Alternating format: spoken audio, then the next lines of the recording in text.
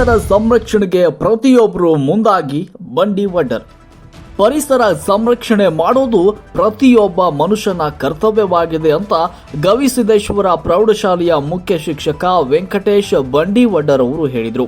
ಅವರು ಕುಕ್ನೂರು ಪಟ್ಟಣದ ಗವಿಸಿದ್ದೇಶ್ವರ ಪ್ರೌಢಶಾಲೆಯಲ್ಲಿ ಶನಿವಾರದಂದು ಸರ್ ಸಿ.ವಿ. ರಾಮನ್ ಕೋ ಕ್ಲಬ್ ವತಿಯಿಂದ ಪರಿಸರ ರಕ್ಷಣಾ ಜಾಗೃತಿ ಜಾಥಾ ಕಾರ್ಯಕ್ರಮದಲ್ಲಿ ಪಾಲ್ಗೊಂಡು ಮಾತನಾಡಿದರು.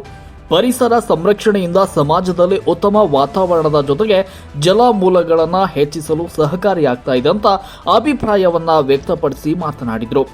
ಪ್ರತಿಯೊಬ್ಬರು ತಮ್ಮ ಜನ್ಮದಿನದಂದು ಒಂದು ಸಸಿ ನೆಟ್ಟು ಪರಿಸರ ಉಳಿಸಲು ಮುಂದಾಗಬೇಕು ಅಂತ ಕರೆ ಕೊಟ್ಟರು. ನಂತರದಲ್ಲಿ ಶಿಕ್ಷಕ ಬಿ.ವಿ. ಕಟ್ಟಿಯವರು ಕೂಡ ಮಾತನಾಡಿದರು. ನಾವು ಪ್ರತಿನಿತ್ಯ ಉಸಿರಾಡಲು ಆಮ್ಲಜನಕ ಮುಖ್ಯ. ಆಮ್ಲಜನಕ ಮರಗಳು ಸೂಸುವ ಗಾಳಿಯಿಂದ ಉತ್ಪತ್ತಿ ಆಗುತ್ತೆ. ಆದರೆ ಇಂದಿನ ದಿನಗಳಲ್ಲಿ ಮರಗಳನ್ನು ಬೆಳೆಸಿ ಪೋಷಿಸುವ ಬದಲು ಮನುಷ್ಯ ಹಲವಾರು ಕಾರಣಗಳನ್ನು ಒಡ್ಡಿ ಪರಿಸರ ನಾಶವನ್ನ ಮಾಡ್ತಿದ್ದಾನೆ. ಇದು ಹೀಗೆ ಮುಂದುವರೆದಲ್ಲಿ ಆಮ್ಲಜನಕವನ್ನ ಕೆಜಿ ದರದಲ್ಲಿ ಖರೀದಿಸುವ ಅನಿವಾರ್ಯ ಎದುರಾಗುತ್ತೆ. ಆದ್ದರಿಂದ ಪ್ರತಿಯೊಬ್ಬರು ವಿದ್ಯಾರ್ಥಿಗಳು ತಮ್ಮ ಪಾಲಕರಿಗೆ ಅರಿವು ಮೂಡಿಸುವ ಮೂಲಕ ಪರಿಸರ ಸಂರಕ್ಷಣೆಗೆ ಮುಂದಾಗಬೇಕು ಅಂತ ಕರೆ ನೀಡಿದರು. ಈ ಸಂದರ್ಭದಲ್ಲಿ ಶಿಕ್ಷಣ ಸಂಯೋಜಕ Gavisiddappa Karamudi, S J. Patil, B V. Lakshani, N D. Sajjan, ಎಸ್.ಎಚ್.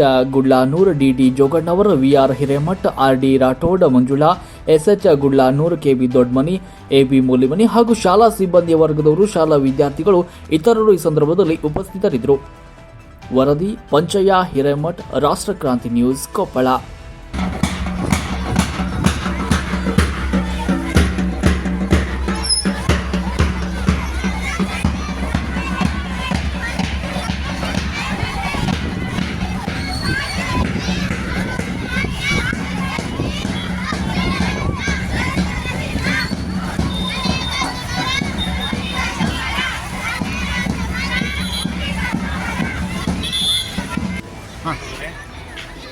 ಇಂದು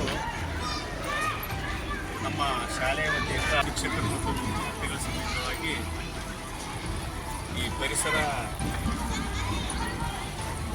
ರಕ್ಷಣೆ ಕುರಿತು ಇವತ್ತು ಬೃಹತ್ಪೇರಿ ಅಂತಕ್ಕಂಥ ಒಂದು ಕಾರ್ಯಕ್ರಮವನ್ನು ನಾವು ಹಮ್ಮಿಕೊಂಡಿದ್ವಿ. ಈ ಬೃಹತ್ಪೇರಿ ಅನ್ನುವಂಥ ಕಾರ್ಯಕ್ರಮವನ್ನು ಇವತ್ತು ಯಾಕೆ ನಾವು ಶಾಲಾ ಹಂತದಲ್ಲಿ ತಿಳ್ಕೋಬೇಕಾಗುತ್ತೆ, ಜೀವನಕ್ಕೆ ಇವತ್ತು ಪರಿಸರವು ಕೂಡ ಮುಖ್ಯವಾಗಿರ್ತಕ್ಕಂಥದ್ದು, ಅತ್ಯವಶ್ಯಕವಾಗಿರ್ತಕ್ಕಂಥದ್ದು ಆಗಿದೆಯಾ? ಪರಿಸರ ಇರಲಾರದೆ ಇವತ್ತು ಮಾನವ ಜೀವ ಅಥವಾ ಪ್ರಾಣಿ ಪಕ್ಷಿಗಳ ಸಂಕುಲ ಉಳಿಯೋದಕ್ಕೆ ಸಾಧ್ಯನೇ ಇಲ್ಲ. ಆದ್ದರಿಂದ ನಾವು ಇವತ್ತು ಗಿಡಮರಗಳನ್ನು, ಜಲರಾಶಿಗಳನ್ನು ಇವತ್ತು ಅತ್ಯವಶ್ಯಕವಾಗಿ ನಾವು ರಕ್ಷಣೆ ಮಾಡಬೇಕಾಗ್ತಾ ಇದೆ. ನಾವು ರಕ್ಷಣೆ ಮಾಡಿದ್ದೇ ಆದರೆ ಇವತ್ತು ಉತ್ತಮ ಪರಿಸರವಾಗಿರ್ತಕ್ಕಂಥ ನಿರ್ಮಾಣಗೊಂಡು ಆ ಪರಿಸರದಲ್ಲಿ ನಾವೆಲ್ಲರೂ ಆರೋಗ್ಯವಂತರಾಗಿ ಬದುಕಲಿಕ್ಕೆ ಸಾಧ್ಯ ಆಗ್ತೈತಿ. ಮತ್ತು ನಮ್ಮ ಒಂದು ಪಕ್ಷಿ ಸಂಕುಲಗಳನ್ನು ನಾವು ರಕ್ಷಣೆ ಮಾಡಲಿಕ್ಕೆ ಕೂಡ ಸಾಧ್ಯ ಆಗ್ತೈತಿ. ವಿವಿಧ ರೀತಿಯಾಗಿರ್ತಕ್ಕಂಥ ಸಂಕುಲಗಳನ್ನು ಕೂಡ ನಾವು ನೋಡಲಿಕ್ಕೆ ಸಾಧ್ಯ ಆಗ್ತೈತಿ ಅನ್ನುವಂಥ ಮಾತನ್ನು ಕೂಡ ಈ ಸಂದರ್ಭದಲ್ಲಿ ನಾವು ಹೇಳ್ತಾ ಇದ್ದೇವೆ. ಈಗ ನಾವು ಪ್ರಜ್ಞೆಯನ್ನು ಈ ನಾಡು ಉಸಿರನ್ನಾಗಿ ಮಾಡಲಿಕ್ಕೆ ಸಾಧ್ಯ ಆಗ್ತೈತಿ ಅನ್ನುವಂಥ ಮಾತನ್ನು ಮಾತಾಡಿ ನಾವು ಎಲ್ಲರೂ ಕೂಡ ಪರಿಸರವನ್ನು ಉಳಿಸೋಣ, ನಾಡನ್ನು ಕಟ್ಟೋಣ, ಪ್ರಾಣಿ ಸಂಕುಲಗಳನ್ನು ನಾವೆಲ್ಲರೂ ಸಂರಕ್ಷಣೆ ಮಾಡೋಣ ಅನ್ನುವಂಥ ಮಾತನ್ನು ಹೇಳಿ ಪ್ರವರ್ತನೆಯನ್ನು ಮಾಡಿ ಈಗ ಏನಪ್ಪ ಅಂದರೆ ಉದ್ದೇಶ ಪರಿಸರ ಒಂದು ಸಂರಕ್ಷಣೆಯನ್ನು, ಪರಿಸರ ಮತ್ತು ಜಾಗೃತಿಯನ್ನು ಮೂಡಿಸ್ತಕ್ಕಂಥ ಇವತ್ತಿನ ದಿನದಲ್ಲಿ ಭಾಳ ಅವಶ್ಯವಾಗಿ ಬೇಕಾಗಿರ್ತಕ್ಕಂಥದ್ದು.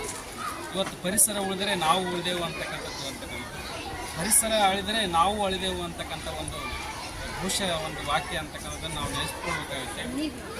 ಪರಿಸರದಲ್ಲಿ ಸಮತೋಲನ ಅಂತಕ್ಕಂಥದ್ದು ಕೂಡ ಇವತ್ತು ಇದೆ.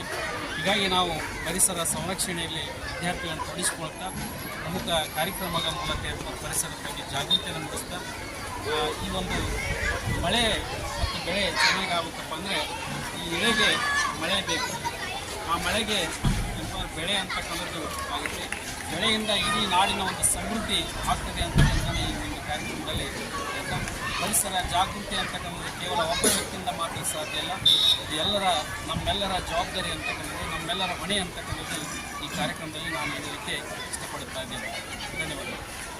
ಗವಿಸಿದ್ದೇಶ್ವರ ಪ್ರೌಢಶಾಲೆ ಕುಕ್ನೂರಿನಿಂದ ಇಂದು sir C V. Raman eco club ವತಿಯಿಂದ ನಮ್ಮ ಎಲ್ಲ ಶಾಲೆಯ ವಿದ್ಯಾರ್ಥಿಗಳಿಂದ ಕುಕ್ನೂರು ಬೀದಿಗಳಲ್ಲಿ ಜಾಗೃತಿಯನ್ನು ಮೂಡಿಸಲಿಕ್ಕಾಗಿ ಪ್ರಬೋಧಕರಿಯನ್ನು ಮಾಡಿ ಹಸಿರೇ ಉಸಿರು ಪರಿಸರದಿಂದ ನಮ್ಮ ದೇಶ ಮತ್ತು ಎಲ್ಲ ಜನರನ್ನು ನಾವು ರಕ್ಷಿಸ್ಬೋದು ಅಂತ ಹೇಳ್ತಾ ಪ್ರತಿಯೊಬ್ಬರು ಎರಡೆರಡು ಗಿಡಗಳನ್ನು ತಾವು ಹಚ್ಚಿ ಬೆಳೆಸ್ರಿ ಅನ್ನುವಂಥ ನುಡಿಯನ್ನು ನಾವೆಲ್ಲ ಜಾಥಾದಲ್ಲಿ ಹೇಳ್ತಾ ಪರಿಸರನ ಉಳಿಸ್ರಿ ಬೆಳೆಸ್ರಿ ಅನ್ನುವಂಥ ಮಾತನ್ನು ಹೇಳಿ ನಾವು ನಮ್ಮ ಶಾಲೆಯ ವಿದ್ಯಾರ್ಥಿಗಳಿಂದ ಪರಿಸರ ದಿನಾಚರಣೆಯನ್ನು ಇಂದು ಆಚರಿಸಿದ್ದೇವೆ ಅಂತ ಹೇಳ್ತಾ ನನಗೆ ಮಾತುಗಳನ್ನು ಧನ್ಯವಾದಗಳು.